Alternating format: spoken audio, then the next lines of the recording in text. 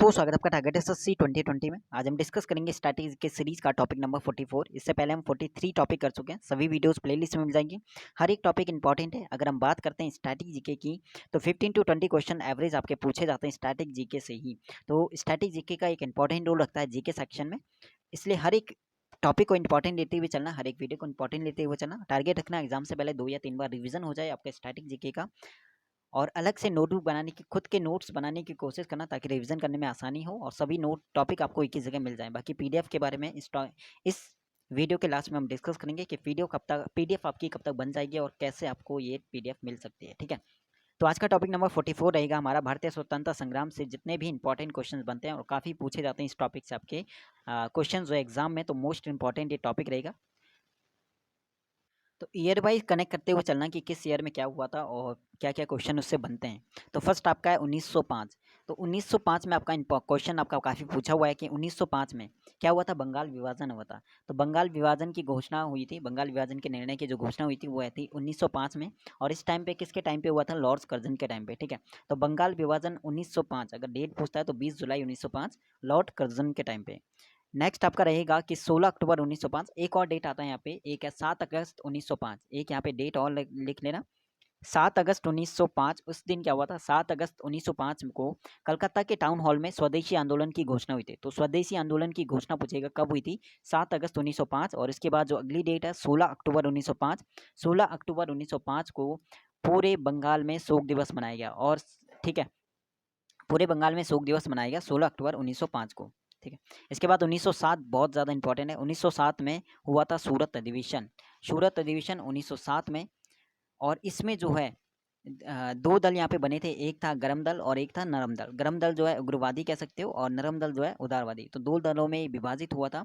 और इसके जो अध्यक्ष थे, अध्यक्षता किसने की थी, रास बिहारी बोस जी ने। ठीक है, तो अध्यक्षता की थी रास बिहारी बोस जी ने। तो ये था 1907 से जो क्वेश्चन आपके बनते हैं। सन बात करते हैं नेक्स्ट आपका 1909 में। 1909 की अगर बात करें तो 1909 में हमारा मार्ले मिंटो अधिनियम भी आया था। ठीक है, सांप्रदायिक प्रणाली वाला यहाँ पे इसमें था 1909 वाले में। ठीक है, इसके बाद 1911 की बात करें, इंपॉर्टेंट ये रहता है 1911 वाला भी। 1911 में क्या हुआ था, 1911 में लॉर्ड हार्डिंग वायसराय था, लॉर्ड हार्डिंग। लॉर्ड हार्डिंग ने 1911 में क्या किया था, दिल्ली में एक भव्य दरबार का आयोजन किया, और जिसमें जो है इंग्लैंड के सम्राट जॉर्ज प्रथम और मैरी आए थे। ठीक है, तो ये आपका हुआ था 1911 में। तो दिल्ली दरबार लगा आप कह सकते हो शॉर्ट में। और यहाँ पे उन्होंने क्या क्या घोषणाएं हुई थी इस दरबार में, वो चीज़ इंपॉर्टेंट है। 1911 वाला भी इंपॉर्टेंट है, क्या क्या घोषणाएं हुई थी इसमें। घोषणा ये हुई थी कि बंगाल विभाजन को रद्द किया जाए। ठीक है, इसके बाद बंगाली भाषी क्षेत्रों को मिलाकर एक अलग प्रांत बनाया जाए और बिहार एक अलग राज्य बने जिसमें उड़ीसा भी शामिल हो। ये सभी घोषणाएं 1911 वाले में था। और उसके बाद एक सन इसके आगे नेक्स्ट आप याद इंपॉर्टेंट है इसके आगे वाला भी 1912।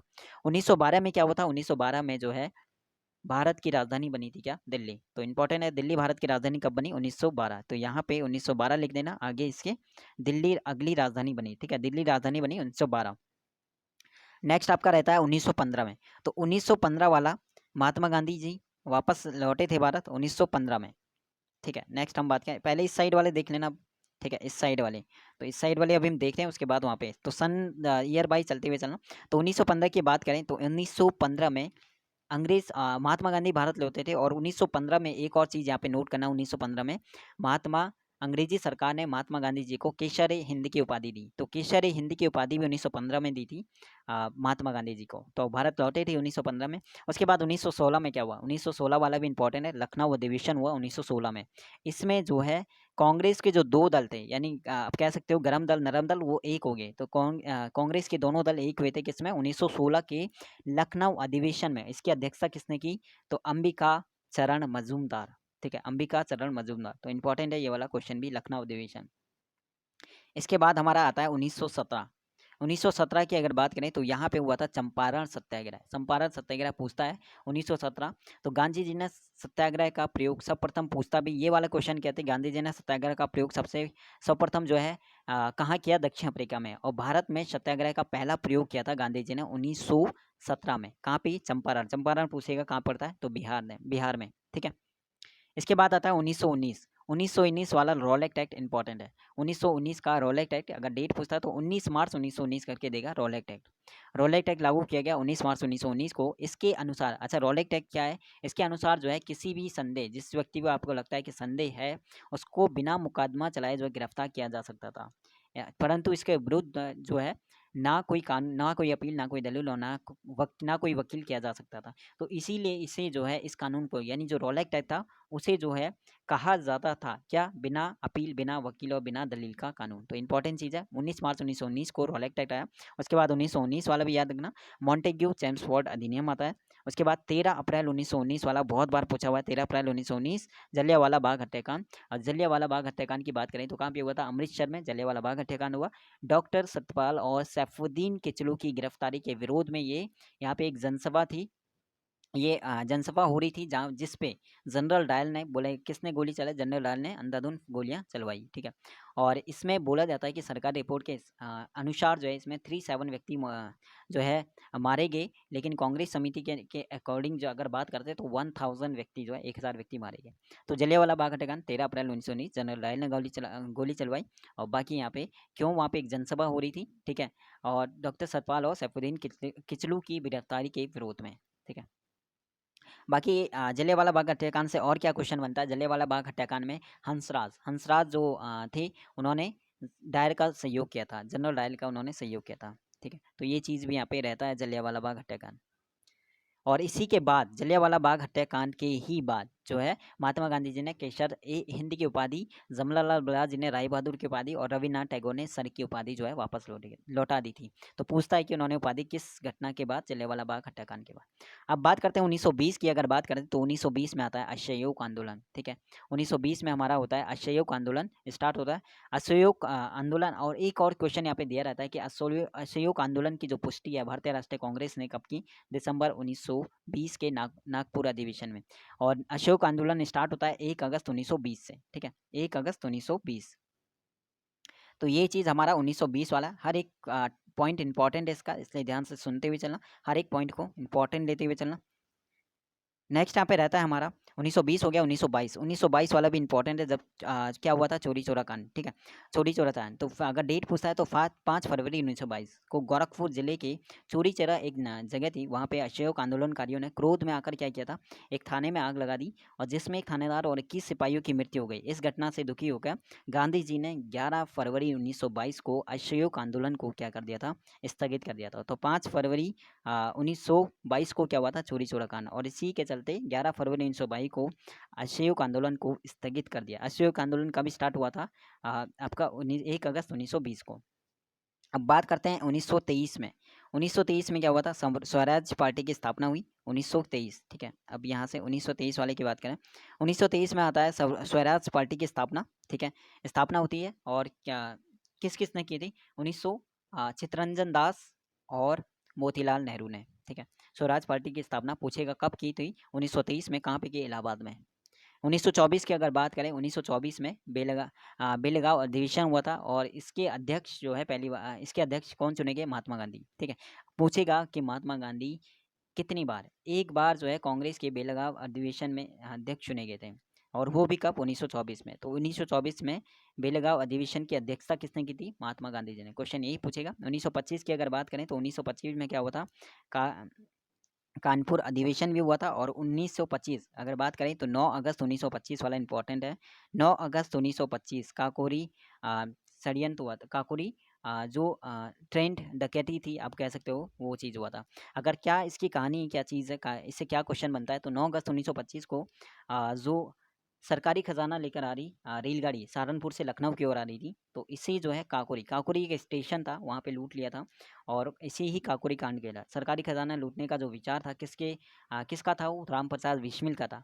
तो इसमें कौन कौन थे काकोरी संयंत्र में, पूछता भी है। तो राम प्रसाद बिस्मिल हो गए, राजेंद्र लाहिड़ी हो गया, रोशन सिंह हो गया, अशफाकुल्ला खां हो गया। और इन्हें जो है 1927 में फांसी दी गई थी, और सचिंद्र सान्याल को आजीवन कारावास मिला था।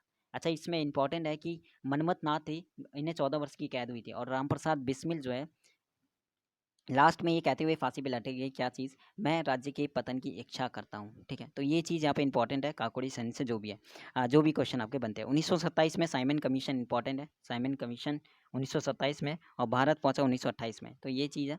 साइमन कमीशन को इंपॉर्टेंट क्वेश्चन ये है कि साइमन कमीशन को जो है व्हाइट मैन कमीशन भी कहते हैं, व्हाइट मैन कमीशन भी कहा जाता है साइमन कमीशन को। तो 3 फरवरी 1928, अगर डेट पूछा भारत कब पहुंचा तो 3 फरवरी 1928 को भारत आया, और व्हाइट मैन कमीशन इसे बोला जाता है। इसके बाद आता है 1928 में नेहरू रिपोर्ट हो गया, और इसके बाद 1929 वाला लाहौर अधिवेशन। ठीक है, तो 1929 वाला सन हम जिस से चल रहे हैं वैसे ही यहाँ पे चलते हुए कंटिन्यू करते हुए चलना। 1919 पे हम पहुँच गए। 1929 में क्या हुआ था, लाहौर अधिवेशन हुआ था। और लाहौर अधिवेशन में 1929 के लाहौर अधिवेशन में क्या चीज़ है कि 1929 के लाहौर अधिवेशन में पूर्ण स्वराज्य का जो है अपना लक्ष्य घोषित किया गया, और इसकी अध्यक्षता की थी जवाहरलाल नेहरू ने। और 31 दिसंबर, अगर बात करते हैं 1929 को, जवाहरलाल नेहरू जी ने रावी नदी के तट पर, ठीक है, तिरंगे झंडे को फहराया था। इसके बाद इस अधिवेशन में, इसी अधिवेशन में जो लाहौर अधिवेशन की अगर बात करें तो 26 जनवरी 1930 को पहला स्वाधीनता दिवस मनाया गया। 26 जनवरी 1930 को पहला स्वाधीनता दिवस जो है मनाया गया, मनाने का निश्चय किया गया आप कह सकते हो। और 26 जनवरी को स्वतंत्रता दिवस के रूप में मनाने की परंपरा भी यहीं से आपकी शुरू हुई थी। तो 1929 वाला लाहौर अधिवेशन ये भी इंपॉर्टेंट है। अध्यक्षता जवाहरलाल नेहरू जी ने की थी, और पूर्ण स्वराज्य की जो लक्ष्य था वो घोषित किया था इसमें। इसके बाद 1930 वाला भी इंपॉर्टेंट है, सविनय अवज्ञा आंदोलन 1930। अगर बात करते हैं 1930 से पहले यहाँ पे एक चीज़ है, दांडी मार्च। सबसे पहले दांडी मार्च की बात करते हैं तो 12 मार्च 1930 को गांधी जी ने 79, अब पूछते हैं समर्थक कितने थे, 79 समर्थकों के साथ कहाँ से स्टार्ट होता है, साबरमती स्थित अपने आश्रम से, और कितना किलोमीटर, 322 किलोमीटर दूर एक डांडी था, वहाँ के लिए प्रस्थान किया। 24 दिन के बाद वो 6 अप्रैल 1930 को डांडी पहुंचकर गांधी जी ने नमक कानून तोड़ा और सविनय अवज्ञा आंदोलन की शुरुआत की। तो 12 मार्च 1930 से स्टार्ट होता है साबरमती आश्रम से, और कहाँ तक, डांडी तक 6 अप्रैल 1930 तक को, लगभग 24 दिन तक ये चलते रहे। तो इस इंपॉर्टेंट चीज़ था ही। उसके बाद सविनय अवज्ञा आंदोलन, नमक कानून तोड़ा और सविनय अवज्ञा आंदोलन इन्होंने यहाँ से स्टार्ट किया। अच्छा, एक इंपॉर्टेंट चीज़ ये है कि सुभाष चंद्र बोस जी ने गांधी जी के नमक सत्याग्रह की जो तुलना है वो किससे की, नेपोलियन के एल्बा से पेरिस यात्रा से। तो इसकी तुलना सुभाष चंद्र बोस जी ने नेपोलियन के एल्बा से पेरिस की जो यात्रा है उससे तुलना की है। 1931 वाला भी इंपॉर्टेंट है। 1931 में क्या हुआ था, कराची अधिवेशन हुआ था। इसके बाद 1931 में गांधी इरविन समझौता भी हुआ, और 1931 में ही भगत सिंह, सुखदेव और राजगुरु जी को फांसी भी दी गई। अब यहाँ पे 1931 में ये चीज़ तो है, लेकिन 1931 में गोलमेज सम्मेलन भी हुआ था। जैसे ये चीज़ हम यहाँ पे अलग से अगर बात करें, 4 मार्च पहला गोलमेज सम्मेलन का, पहले तो हम बात करते हैं कि गांधी इरविन पैक्ट कब हुआ, तो 4 मार्च 1931। यहाँ पे डेट नहीं पूछता, लेकिन 1931 में हुआ था। इसके बाद आ, गांधी इरविन जो समझौता था उसे एक और नाम से भी जाना जाता है, क्या, दिल्ली समझौता। तो ये चीज़ भी याद रखना, गांधी इरविन समझौता को एक और नाम से जाना जाता है, और उसका नाम क्या जाएगा, दिल्ली समझौता के नाम से भी। ठीक है, दिल्ली समझौता के नाम से भी इसे जाना जाता है। तो ये यहाँ पे इंपॉर्टेंट था 1931 से। अब 1931 में 3 चीज़ें यहाँ पे, एक चीज़ और हुई थी, क्या हुआ था, गोलमेज सम्मेलन। जैसे आपका दूसरा गोलमेज सम्मेलन था वो 7 सितंबर 1931 में हुआ था, दूसरा गोलमेज सम्मेलन। इसके बाद तीसरा वाला कब हुआ था, तीसरा गोलमेज सम्मेलन था। अच्छा, दूसरा गोलमेज सम्मेलन में जो है महात्मा गांधी ने भाग लिया था, और तीसरा गोलमेज सम्मेलन में जो है इंग्लैंड का, उस समय क्वेश्चन पूछा कि तीसरे गोलमेज सम्मेलन में के टाइम पे जो प्रधानमंत्री कौन थे इंग्लैंड के, तो ये भी मैकडोनाल्ड भी अगर पूछता है तो काफ़ी बार पूछा जाता है। ठीक है, तो बाकी ये सब चीज़ें हमें हिस्ट्री जब हम करेंगे तो वहाँ पे ये चीज़ सब डिटेल में हम यहाँ पे डिस्कस करेंगे। यहाँ पे हम डेट वाइज यहाँ पे थोड़ा सा जो भी कुछ हुआ है उस चीज़ को याद करने की कोशिश कर रहे हैं। ठीक है, तो 1931 में 3 चीज़ें, कराची अधिवेशन, गांधी इरविन समझौता, और 1931 में ही अगर बात करें 29 मार्च 1931 को, ठीक है, भगत सिंह, सुखदेव और राजगुरु जी को फांसी दी गई। और इसके बाद अगर 34 की बात करें तो आगे हम कंटिन्यू करेंगे। 34 में कांग्रेस सोशलिस्ट पार्टी की स्थापना भी होती है। ठीक है, नेक्स्ट हम बात करते हैं यहाँ पे, नेक्स्ट अगर बात करते हैं यहाँ पे, नेक्स्ट आपका है 1932 में क्या हुआ, 1932 में पूना पैक्ट हो गया, और 35 वाला है भारत शासन अधिनियम। ठीक है, और लागू हुआ था 1937 में। 1940 का अगस्त प्रस्ताव याद रखना, और 1940 में ही व्यक्तिगत सत्याग्रह भी स्टार्ट होता है। 42 वाला भी आपका काफ़ी बार पूछा हुआ है। 42 में क्या हुआ था, भारत छोड़ो आंदोलन जो है स्टार्ट हुआ था, क्रिप्स मिशन भी स्टार्ट हुआ था 1942 में। ठीक है, 1942 वाला भी आपका इंपॉर्टेंट है। तो भारत गांधी जी ने भारत छोड़ो जो प्रस्ताव है उसे कांग्रेस समिति ने 8 अगस्त 1942 को स्वीकार किया और भारत छोड़ो आंदोलन की शुरुआत होती है 9 अगस्त 1942 को, ठीक है। और इसी आंदोलन में गांधी जी ने करो या मरो का नारा दिया। तो ये क्वेश्चन पूछता है कि किस आंदोलन में जो है गांधी जी ने करो या मरो का नारा दिया। तो क्रिप्स मिशन भी याद रखना, 42 वाला ही भी आपका रहेगा। इसके बाद अगर बात करते हैं यहाँ पे 46 की, तो कैबिनेट मिशन याद रखना, 46 वाला कैबिनेट मिशन। और प्रधानमंत्री एटली थे, उन्होंने 15 फरवरी 1946 को भारतीय संविधान सभा की स्थापना और तत्कालीन समस्याओं पर भर्तियों से विचार विमर्श करने के लिए जो है कैबिनेट मिशन को भारत भेजने की घोषणा की। तो 1947, ठीक है। संविधान सभा के निर्माण उद्देश्य मेन था संविधान सभा की स्थापना करने के लिए, ठीक है। तो ये चीज़ भी इंपॉर्टेंट है। और 24 मार्च 1946 को कैबिनेट मिशन कहाँ पहुँचा? दिल्ली पहुँचा। ये चीज़ भी इंपॉर्टेंट है। और इसके जो है सदस्य कौन कौन थे? एक तो स्टेफोर्ड क्रिप्स है जो इसके अध्यक्ष थे, बोर्ड ऑफ ट्रेड कह सकते हो। पैथिक लॉरेंस जो भारतीय सचिव थे, और A.V. अलेक्जेंडर स्मिथ थे जो नौसेना मंत्री थे। इसके बाद इस किसके नेतृत्व में ये कैबिनेट मिशन जो है भारत आया था? तो पैथिक लॉरेंस के नेतृत्व में। बाकी यहाँ पे कैबिनेट मिशन की ज़्यादा और कुछ क्वेश्चन यहाँ पे बनता है तो वो चीज़ हमारा हिस्ट्री में कवर हो जाएगा, बाकी डिटेल में हम करेंगे। इसके बाद इम्पॉर्टेंट है यहाँ पे 13 अप्रैल 1913 वाला हो चुका है। उसके बाद 47 जैसा 3 जून 1947 को माउंटबेटन जो घोषणा पत्र था वो आता है। फिर 18 जुलाई 1947 को इंडिपेंडेंस एक्ट आता है। फिर 15 अगस्त 1947 को इंडिपेंडेंस मनाया जाता है। और 26 नवंबर 1949 को संविधान का निर्माण होता है। और लागू कब होता है? 26 जनवरी 1950, ठीक है। 26 जनवरी 1950 को ये लागू होता है। और बाकी ये चीज़ तो आज हमने डिस्कस किए जो डेट वाइज जो इंपॉर्टेंट क्वेश्चन जो भी बनते हैं, ठीक है। बाकी यही सभी टॉपिक्स आपके कंटिन्यू यानी थोड़ा डिटेल में हम डिस्कस करेंगे जब हम हिस्ट्री के सेक्शन को करेंगे, तो वहाँ पे भी ये हमारा आएगा भारत का स्वतंत्रता संग्राम, और उससे जो भी इम्पोर्टेंट हमारे फैक्ट हैं वो सभी हम डिस्कस करेंगे हिस्ट्री वाले सेक्शन में। बाकी ये स्टैटिक वाला टॉपिक भी था तो हमने स्टैटिक में से कवर किया। और टोटल हमारे टॉपिक हो गया आज टॉपिक नंबर 44 हमने कवर किया। अभी स्टैटिक के अभी आपके कम से कम 50+ टॉपिक हो जाएंगे, ठीक है। क्योंकि काफ़ी टॉपिक है अभी हिस्ट्री के, जैसे जल डमरू मध्य हो गया, इसके बाद वहाँ पे एयरपोर्ट हो गया, स्टेडियम हो गया, स्पोर्ट्स हो गया, उसके जो भी इसमें टर्मिनोलॉजी यूज़ करते हैं, ऐसे हमारा जो हिल स्टेशंस हो गए, इसके बाद विंड्स हो गया, उसके बाद काफ़ी ऐसे अभी टॉपिक हैं जो इंपॉर्टेंट है और एग्जाम में आते हैं, तो वो चीज़ में हम डिस्कस करेंगे। ये कहीं ना कहीं आप स्टैटिक के लेते हुए चलो कि 50 to 55 के बीच में आपका जो है स्टैटिक आपका 90% कवर हो जाएगा, ठीक है। बाकी अगर अब हम बात करते हैं इसके PDF की बात करें, तो स्टैटिक के PDF की बात करें तो PDF अगर मैं बात करूँ PDF की, अगर PDF की बात करते हैं यहाँ पे कि काफ़ी लोग कह रहे थे कि PDF इसकी मिलेगी या नहीं मिलेगी, कैसे मिलेगी, क्या मिलेगी, वो चीज़ मैं डिस्कस करता हूँ। PDF मैंने खुद के यानी PDF मैंने यहाँ पे दे रखे किसी को, हैंड रिटन नोट्स यहाँ पे होंगे PDF में, क्योंकि उसमें ये होगा कि जो भी इंपॉर्टेंट रहता है वो चीज़ वहाँ पे कवर होगा। ज़्यादा डिटेल में हम नहीं करेंगे, इंपॉर्टेंट चीज़ें जो SSC में पूछा जाता है वही चीज़ यहाँ पे जिस टाइप से मैंने वीडियो बनाई उसी टाइप से जो मैंने वीडियो में जितना मैंने बता रखा है उतना ही PDF में भी आपको मिल जाएगा। लेकिन वो चीज़ यहाँ पे टाइपिंग नहीं होगा, टाइप करके नहीं होगा, वो चीज़ आपका हैंड रिटन रहेगा। तो हैंड रिटन नोट्स हैं और मेहनत यहाँ पे लगेगी, तो मैंने दिया हुआ है किसी को बनाने को, देखते हैं कि वो चीज़ कब तक बनता है और क्या बाकी ऐसा कुछ होता है तो PDF जैसी बनती है वो चीज़ मैं बता दूंगा। और हो सकता है ये चीज़ पेड हो PDF, ठीक है। PDF हो सकता है कि ये पेड हो, लेकिन जो भी होगा, ठीक है।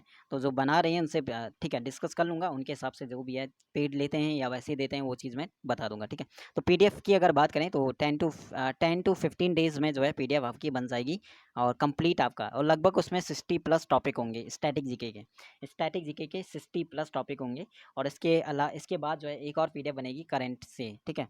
तो वो भी है, तो स्टैटिक जीके आपका कहीं ना कहीं कवर हो जाएगा। 60 to 70 टॉपिक, हो सकता है कि 65 तक टॉपिक जा सकते हैं। तो PDF इंपॉर्टेंट है, जो जिससे भी लेनी हो तो वो चीज़ बता देना। बाकी PDF अगर देखते हैं डिस्कस करते हैं, अगर PDF फ्री में मिलती है तो वो चीज़ मैं प्रोवाइड कर दूंगा, ठीक है। जैसा होगा वो चीज़ मैं आपको बता दूंगा। बाकी कोशिश करना वीडियो से ही आपका कंटिन्यू वीडियो, क्योंकि वीडियो तो आपका रहेगा ही चैनल पे 60+ वीडियो, तो वो आपका कंटिन्यू रहेगा ही, तो वहाँ से भी आप कर सकते हो। बाकी PDF की ज़रूरत भी नहीं पड़ेगी, अगर ज़रूरत लगती है कि PDF चाहिए तो वो चीज़ आप बता देना, ठीक है। बाकी कोशिश करूँगा PDF फ्री में प्रोवाइड करने की। बाकी देखते हैं उसके बाद 10 या 15 डेज़ में आपको बता दूंगा जैसी PDF कंप्लीट हो जाती है, ठीक है। बाकी इसके अलावा कोई भी नया हो टेलीग्राम को ज़रूर ज्वाइन करना, टेलीग्राम का लिंक डिस्क्रिप्शन में, ताकि कोई क्वेश्चन होता है वो चीज़ भी आप वहाँ पूछ सकते हो। और इसके अलावा आपका रीजनिंग के जो इंपॉर्टेंट क्वेश्चन की सीरीज चली है उसे भी कंटिन्यू देखना, क्योंकि वहाँ पे हम जो उनका लेवल है क्वेश्चन का वो टाइम टेकिंग वाले क्वेश्चन है। टाइम टेकिंग मतलब जिनकी वजह से रीजनिंग में टाइम ज़्यादा लगता है, तो वही क्वेश्चन हम डिस्कस करें रीजनिंग की जो सीरीज है उसमें। इसके अलावा इंग्लिश की अगर बात करें तो इंग्लिश में जो किरण बुक है उसे हम टारगेट करें, तो उससे भी अब फोकस रहेगा कि किरण वाली बुक को भी जितने टॉपिक रह गए उसे भी कंप्लीट कराने का। तो तीनों ही सब्जेक्ट, एसएससी स्टेनो की बात करें उस पर ज़्यादा फोकस है, तो तीनों सब्जेक्ट इसके कंटिन्यू चल रहे हैं और हर एक वीडियो भी इंपॉर्टेंट है, ठीक है, और यूज़फुल भी आपके लिए रहेगा अगर आप 2020 या 21 की प्रिपरेशन कर रहे हैं तो वहाँ उसके लिए। बाकी मिलते हैं नेक्स्ट वीडियो में। बाकी शुक्रिया, धन्यवाद सपोर्ट करने के लिए, साथ देने के लिए। बाकी कोई क्वेश्चन होता है वो चीज़ आप पूछ सकते हो। बाकी इसके अलावा अगर पीडीएफ का मैंने बता दिया कि बन जाएगी तो मैं वहाँ पे प्रोवाइड कर दूंगा 10 to 15 डेज़ में, ठीक है, कोशिश करूँगा कि फ्री में प्रोवाइड हो। बाकी उसके बाद देखते हैं जो चीज़ होता है, ठीक है।